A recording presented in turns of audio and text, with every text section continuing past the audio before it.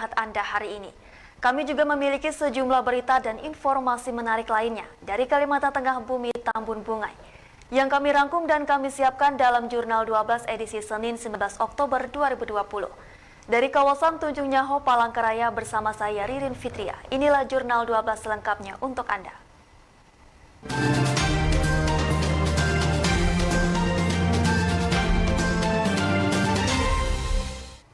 Ya pemirsa, menuju informasi yang pertama, 93 personil anggota polisi disiagakan Polres Barito Utara, Kalimantan Tengah dalam mengamankan pemilihan kepala daerah atau pilkada serentak tahun 2020. 93 personil anggota polisi disiagakan Polres Barito Utara, Kalimantan Tengah dalam upaya mengamankan pemilihan kepala daerah serentak tahun 2020. Anggota polisi ini juga disebar di sejumlah titik lokasi yang dianggap rawan terjadinya konflik pilkada. Kepala Bagian OPS Polres Barito Utara, Kompol Erwin Togar, saat apel gelar pasukan pengamanan di Mapolres setempat, Kamis sore menyatakan 93 personil itu akan diterjunkan di seluruh wilayah di Kabupaten Barito Utara. Selain itu, personil polisi ini akan dibantu aparat TNI dari Kodim 1013 Muara Tewe dalam mengawal pemilihan gubernur dan wakil gubernur Kalimantan Tengah tahun 2020 hingga selesai. Selain ditempatkan di titik lokasi, anggota polisi juga disebar di sejumlah titik yang dianggap rawan terjadinya konflik pilkada.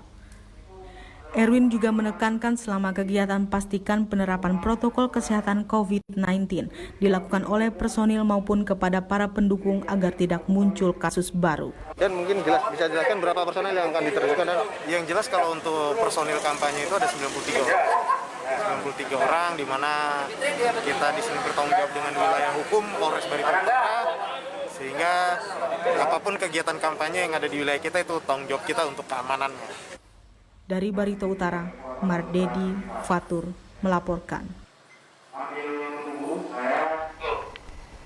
Kepolisian Sektor Sebango Kuala membekuk pelaku pencurian drone pendeteksi hotspot dan laptop milik salah satu perusahaan perkebunan sawit di Desa Paduran Sebango, Kecamatan Sebango Kuala pada Selasa 6 Oktober 2020. Kapolres Pulang Pisau AKBP Junior Arifianto SH SIK MH melalui Kapolsek Sebangau Kuala Ibda Bimo Setiawan SH menyampaikan, kepolisian menerima laporan kehilangan dari Humas PT SCP 1 dan polisi bertindak cepat melakukan penyelidikan serta melakukan penangkapan terhadap terduga pelaku pencurian. Pencurian terjadi di guest house pabrik kelapa sawit PT SCP 1, Desa Paduran Sebangau, Kecamatan Sebangau Kuala. Kejadian ini baru diketahui korban pada hari Sabtu 3 Oktober 2020, sekitar pukul 5 pagi. Sebelumnya pada tanggal 30 September, pelaku juga mengambil 2 buah laptop beserta chargernya. Kapolsek menyampaikan, dari tangan tersangka diamankan barang bukti berupa 2 unit laptop beserta charger dan 1 unit drone yang digunakan perusahaan tersebut untuk mendeteksi titik hotspot di musim kemarau. Atas perbuatannya, pelaku S, 26 tahun dijerat dengan pasal 363 KUH pidana dengan ancaman pidana maksimal 7 tahun penjara.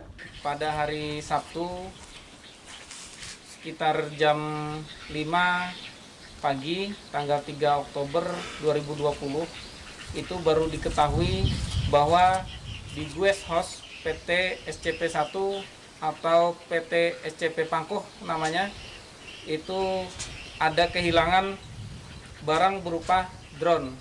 Kemudian setelah diteliti, sebelumnya juga ada kehilangan 2 unit laptop. Setelah diselidiki oleh anggota dan dari Sebangau Kuala, Sugito melaporkan. Pelantikan tim kampanye Kota Palangkaraya untuk pasangan calon atau paslon Gubernur dan Wakil Gubernur Kalimantan Tengah Sugianto Sabran Edi Pratowo dilaksanakan di kantor lama DPD PDI Perjuangan Jalan RT Amilono, Kota Palangkaraya pada Selasa 13 Oktober yang lalu. Pelantikan tim kampanye Kota Palangkaraya berlangsung secara tertib. Pada pelaksanaan kegiatan tersebut turut hadir tim kampanye Provinsi Kalteng, Arton S. Dohong, serta sejumlah pengurus tim kampanye lainnya dan relawan Sugianto Edi. Calon Wakil Gubernur Kalimantan Tengah, Edi Pratowo, melantik sekaligus mengukuhkan pengurus kampanye Kota Palangkaraya secara langsung. Pengarah tim kampanye Kota Palangkaraya, Fairid Nafarin, dalam sambutannya menyampaikan dengan telah dikukuhkannya tim kampanye Kota Palangkaraya, maka akan memberikan semangat baru dalam memenangkan paslon dengan nomor urut 2, serta mendukung penuh dalam pemilihan kepala daerah Kalimantan Tengah yang dilaksanakan pada tanggal 9 Desember mendatang. Potensi kemenangan secara data, secara administrasi, dan secara pemetaan peta politik yang ada di Kota Palangkaraya, besar potensi yang ada dimiliki paslon nomor urut 2, yaitu Bapak Haji Sugianto Sabran dan Bapak Haji Edi Prabowo. Jadi tidak ada hal yang saya tidak mungkin. Kita harus tetap berkomitmen, yakin Pak Ketua Tim, Ketua Pengarah, Pak Calon Wakil Gubernur Kalimantan Tengah, saya selaku pengarah beserta seluruh tim kampanye Kota Palangkaraya, Ketua, Sekretaris, Bendahara, mudah-mudahan kita tetap solid dan tetap berkomitmen memenangkan paslon nomor urut 2, yaitu Bapak Haji Sugianto Sabran dan Bapak Haji Edi Prabowo.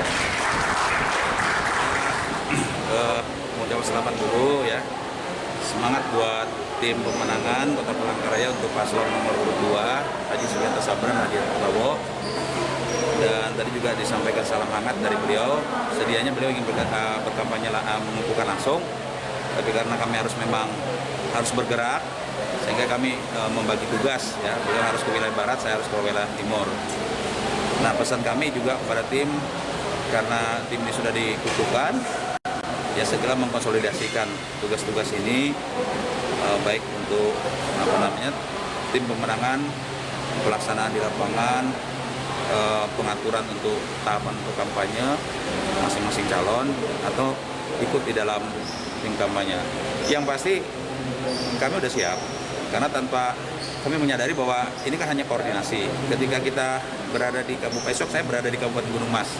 Nah, tim Kabupaten Gunung Mas sudah siap semua.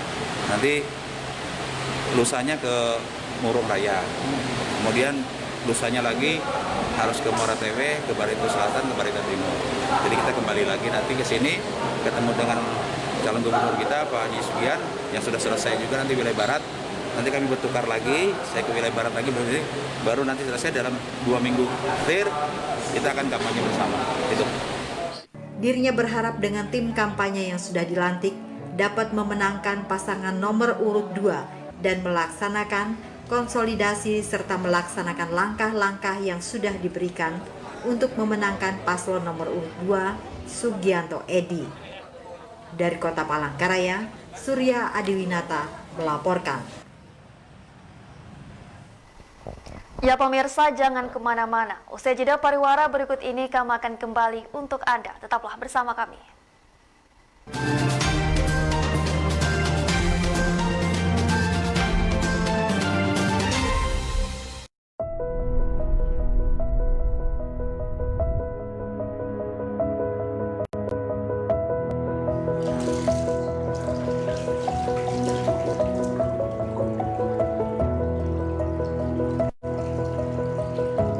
Salah satu upaya mencegah tertularnya virus corona, COVID-19, biasakan hidup sehat dan bersih. Di antaranya mencuci tangan dengan cara yang benar secara berkala. Tidak perlu takut. Dengan budaya hidup bersih dan sehat, dan senantiasa berdoa kepada Yang Maha Kuasa, insya Allah kita akan terhindar dari bencana, khususnya virus corona, COVID-19. Masyarakat Kalimantan Tengah, mari hidup bersih dan sehat.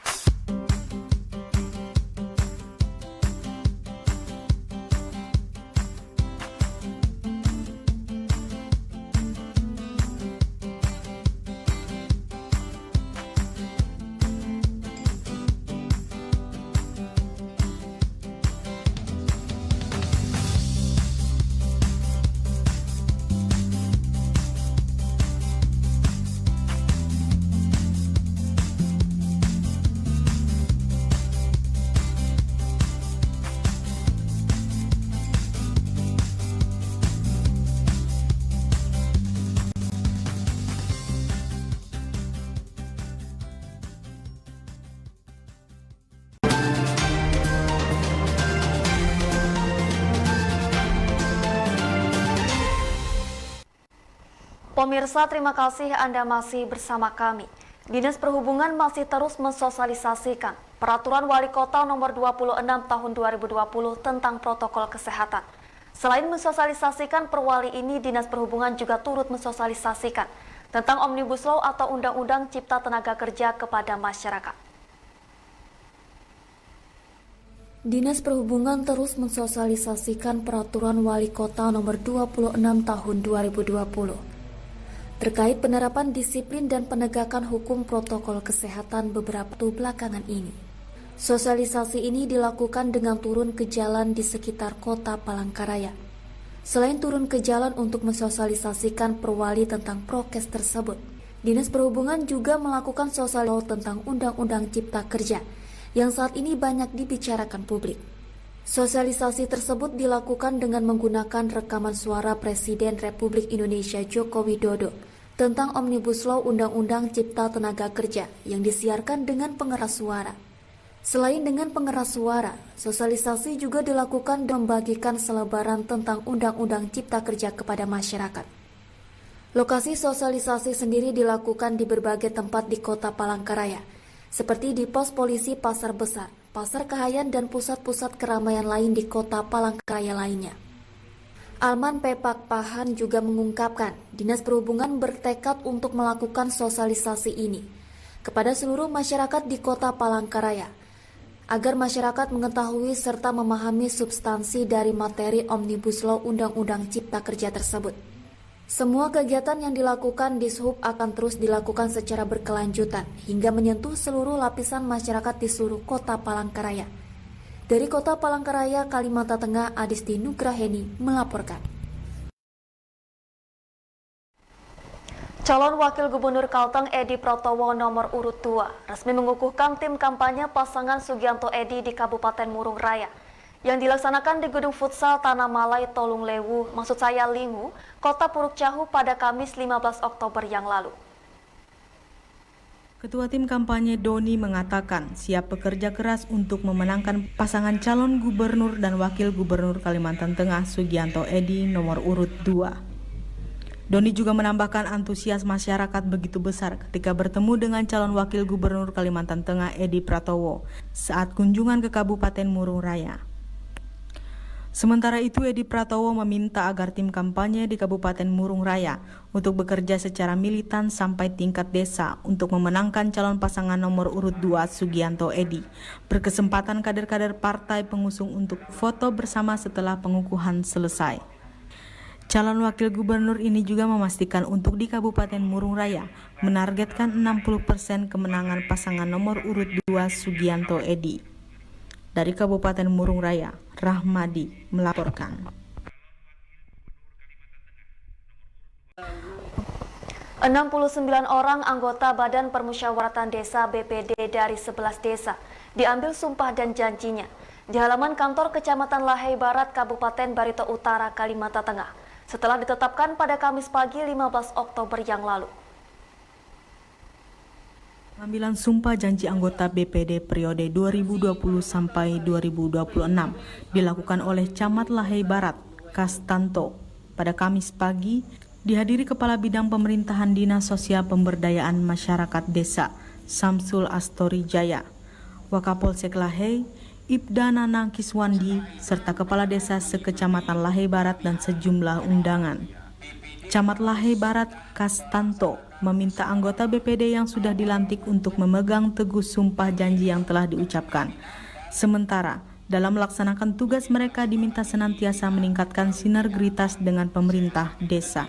Anggota BPD juga diharapkan mampu menjadi jembatan utama yang menghubungkan pemerintah desa dengan masyarakat demi kemajuan dan kesejahteraan masyarakat desa. Kanan saya dengan telah dilaksanakannya pengambilan atau pengucapan sumpah janji ini, ya kegiatan-kegiatan apa yang menjadi kewajiban-kewajiban mereka ya harus segera ditindaklanjuti ya, gitu. Dengan semangat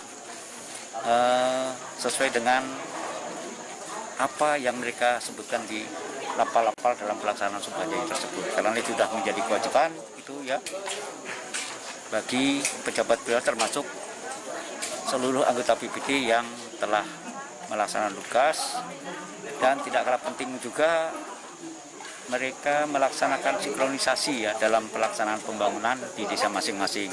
Artinya bekerja sama, menciptakan hubungan yang harmonis antara BPD dan juga dengan pemerintah desa dan juga lembaga-lembaga desa yang lainnya.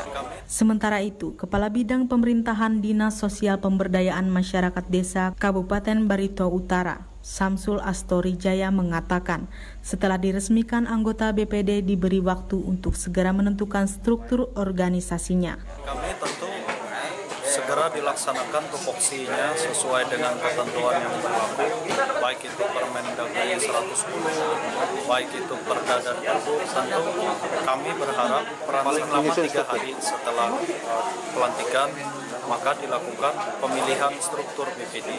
Namun walaupun ada yang sudah terpilih, tetapi kami tetap menunggu berita acara hasil pemilihan mereka internal dan tentu penetapannya. Karena penting penetapan itu supaya kami tahu, oh si A, si B itu apa di keanggotaan mereka. Jadi untuk mempermudah koordinasi. Dari Barito Utara, Fadli Fatur melaporkan. Luar daerah. Benar adanya, coba bayangkan. Ya pemirsa, jangan kemana-mana. Usai jeda pariwara berikut ini kami akan kembali untuk Anda. Tetaplah bersama kami.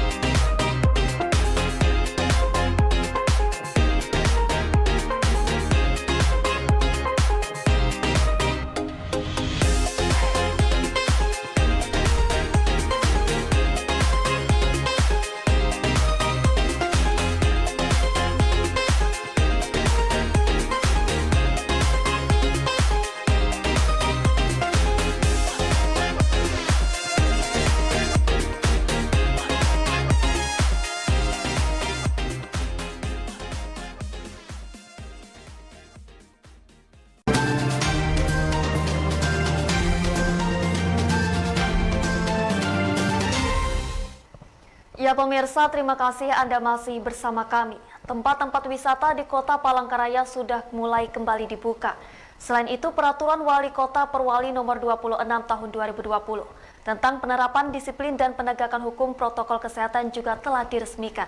Sehingga Ketua Komisi C DPRD Kota Palangkaraya, Beta Shailendra mengimbau kepada masyarakat agar terus patuh dengan peraturan pemerintah yang telah disahkan. Tempat-tempat wisata di Kota Palangkaraya sudah mulai kembali dibuka. Tempat wisata lain yang belum dibuka juga sedang menyusun izin dan validasinya agar dapat menyusul untuk dibuka kembali setelah tutup selama beberapa waktu karena masa pandemi COVID-19. Setelah berbagai penyesuaian dilakukan, Peraturan Wali Kota Nomor 26 Tahun 2020 tentang penerapan disiplin dan penegakan hukum protokol kesehatan juga telah diresmikan. Diharapkan kedua hal ini dapat berjalan berdampingan agar sektor pariwisata di Kota Palangkaraya tetap tumbuh dan berkembang, namun juga protokol kesehatan tetap berjalan sebagaimana mestinya. Beta Sailendra, Ketua Komisi C DPRD Kota Palangkaraya, mengimbau masyarakat untuk terus memperhatikan protokol kesehatan dalam melakukan aktivitasnya sehari-hari, termasuk aktivitas di bidang pariwisata. Penggunaan masker merupakan benteng utama setiap individu dalam melawan COVID-19, sehingga budaya penggunaan masker ini perlu ditanamkan secara baik.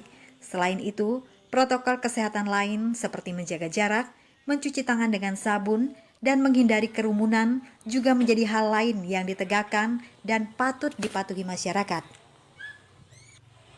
Meskipun penegakan terus dilakukan dengan kerjasama berbagai pihak, Beta mengharapkan agar masyarakat dapat tetap mentaati protokol kesehatan dengan kesadaran setiap elemen masyarakat, meskipun tidak ada aparat penegak hukum yang berjaga. Nah, kita juga menyambut baik dengan dibukanya beberapa objek wisata sehingga perekonomian dari masyarakat seputar tempat wisata itu bisa berjalan. Namun demikian kita tetap juga wanti-wanti agar pemerintah melakukan pengawasan terhadap protokol kesehatan dan masyarakat juga melakukan tindakan mandiri atau tindakan tanpa menunggu dari pengawasan dari pemerintah, tapi dia sudah melakukan protokol kesehatan, sehingga kalau itu dilakukan secara seksama, kita berharap tempat wisata bisa berjalan dengan baik, tapi tidak menjadi klaster baru bagi penyebaran pandemi ini, sehingga roda ekonomi. Dengan kedisiplinan masyarakat yang baik, Beta mengharapkan roda ekonomi juga dapat membaik, setidaknya mendekati keadaan seperti sebelum pandemi COVID-19. Dari Kota Palangkaraya, Kalimantan Tengah, Adisti Nugraheni melaporkan. Sejak 2009, para pengusaha muda di seluruh dunia bisa mengikuti Hot Press, kompetisi bisnis berbasis sosial berhadiah $1 juta yang didirikan oleh seorang pengusaha sosial Amerika Serikat berdarah Palestina. Hot Press pun bertujuan untuk memperdayakan ide-ide bisnis dari seluruh dunia yang bisa membawa perubahan. Bolly, sebuah robot mungil yang bisa berinteraksi dengan pemiliknya, diluncurkan raksasa elektronik Samsung dalam pameran akbar Consumer Electronics Show di Las Vegas, negara bagian Nevada. Kenyataannya tak banyak robot yang sudah dirilis ke pasaran dan banyak dibeli orang.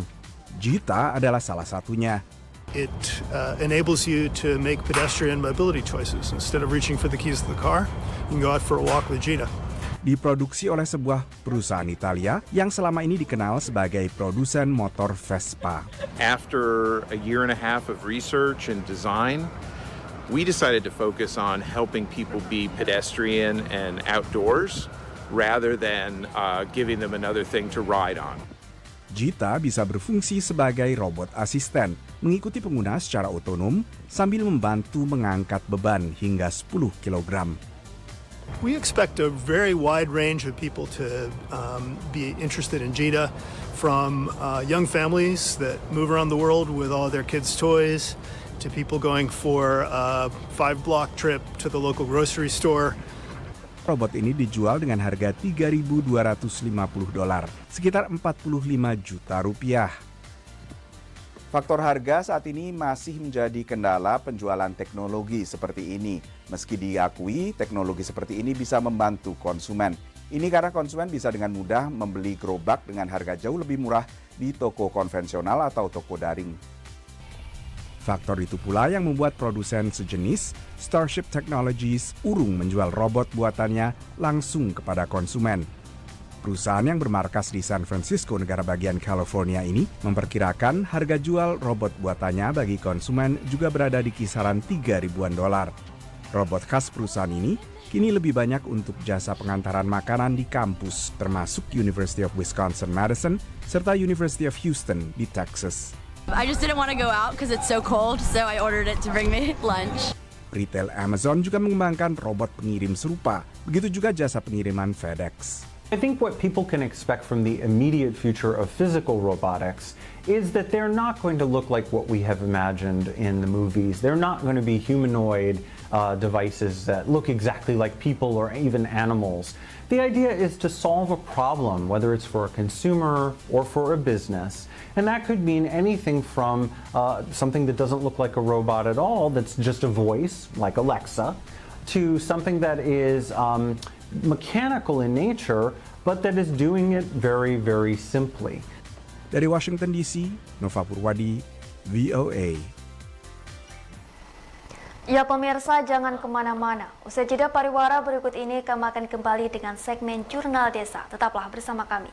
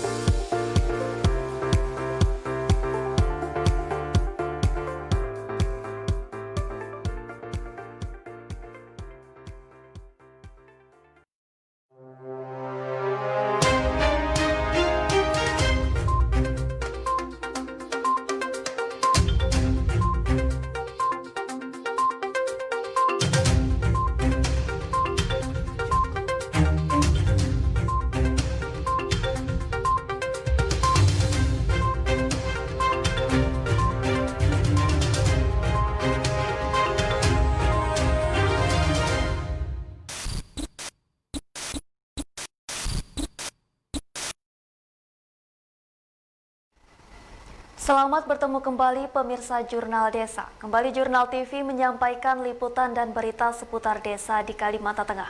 Dan kali ini berita hadir dari Desa Bararawa dan Desa Kupang Bersih, Kecamatan Pematang Karau, Kabupaten Barito Timur. Dan berikut liputan selengkapnya untuk Anda. Dalam upaya mendorong program Bupati Barito Timur tentang budidaya ayam petelur di seluruh desa se-Kabupaten Barito Timur, rata-rata pemerintahan desa sudah mulai menghasilkan. Warga desa dapat membeli telur dengan harga jual yang lebih rendah dari pasar. Seperti Desa Bararawa dan Desa Kupang Bersih, Kecamatan Pematang Karau, Kabupaten Barito Timur. Program yang memanfaatkan dana desa ini digunakan untuk membangun kandang ayam. Masing-masing menelan biaya yang bervariasi dengan besaran volume pekerjaan dan jumlah ayam petelurnya. Kepala Desa Bararawa Sarkawi mengatakan, bangunan kandang dengan deretan bertingkat 3 ini dibangun menggunakan dana desa DD, menelan dana kurang lebih ratusan juta rupiah, dengan kapasitas kandang sekitar 390 ekor ayam petelur. Namun ia mengakui bahwa hasilnya masih belum berimbang dengan biaya pakan yang dikeluarkan. Satu hari satu malam itu kurang 300 masih. Jika sampai 350 mungkin masih ada lah istilah upahnya. Dan ini kan masih kurang daripada 300 masih telurnya. Hasilnya. Untuk 1 kali 24 jam lah, 1 kali 24 jam. Itu kan harga pemakan sudah 350 sampai antara di sini.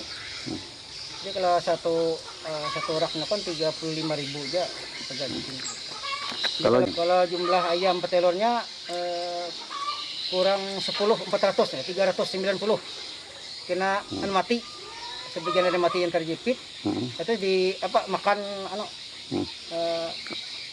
model ada mangsa lah di sini, itu yang dibikin segala pagar kandangnya lagi kan, supaya lebih aman lagi. Itu pun kita Arti banyak lah mudah dipasang langsung tuh ada CCTV-nya langsung Ya. supaya enak kan itu. Kalau segi keamanan aman aja. Kalau aman, kalau sekarang alhamdulillah aman. Kita sudah pakai pagar, CCTV-nya langsung ada langsung. Mungkin aman dan. Arti dari mangsa aman, dari manusia mungkin aman ya. Gitu. Sementara itu, Kepala Desa Kupang Bersih, Haji Alfiansyah mengatakan, meski hasilnya belum maksimal, namun program ini sangat bermanfaat dan meringankan warganya. Karena harga telur menjadi lebih rendah dari pasokan telur yang datang dari luar daerah. Yang tidak kalah pentingnya, kegiatan ini dapat memotivasi warganya dalam hal membudidayakan ayam petelur. Tingkat dengan hasil dengan pembelian pakannya, ya seperti yang saya katakan tadi, ya tidak mudahilah hasilnya, namun bisa membantu kami dari pemerintah desa bisa membantu masyarakat di dalam perekonomian, karena ini hasil dari ini kita jual untuk masyarakat Desa Kupang Bersih. Nah, dengan harga standar di bawah pasaran oleh dari pemasaran bisa di daerah lain, artinya kami di sini bisa begitu, artinya merendahkan harga telur. Dari Barito Timur, Haji Suryansyah melaporkan.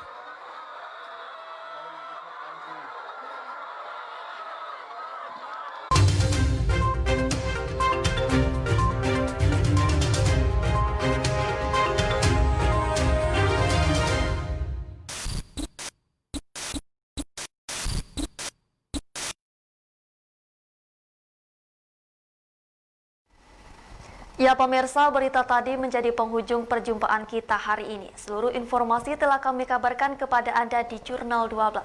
Tetap saksikan kami di Jurnal 12 esok hari dengan ragam berita dan informasi yang tak kalah menarik lainnya. Anda dapat pula mengakses tayangan Jurnal TV di Parabola, QBand dan TV kabel, serta jaringan TV online Channel 3 Provision TV frekuensi S6. Dan digawe Anda dengan mendownload aplikasi di Play Store Jurnal Televisi. Akhir kata, saya Ririn Fitria mewakili rekan-rekan yang bertugas hari ini. Pamit undur diri dari hadapan Anda. Selamat melanjutkan aktivitas dan perbaharui terus informasi Anda bersama kami. Jurnal TV, One City, One TV.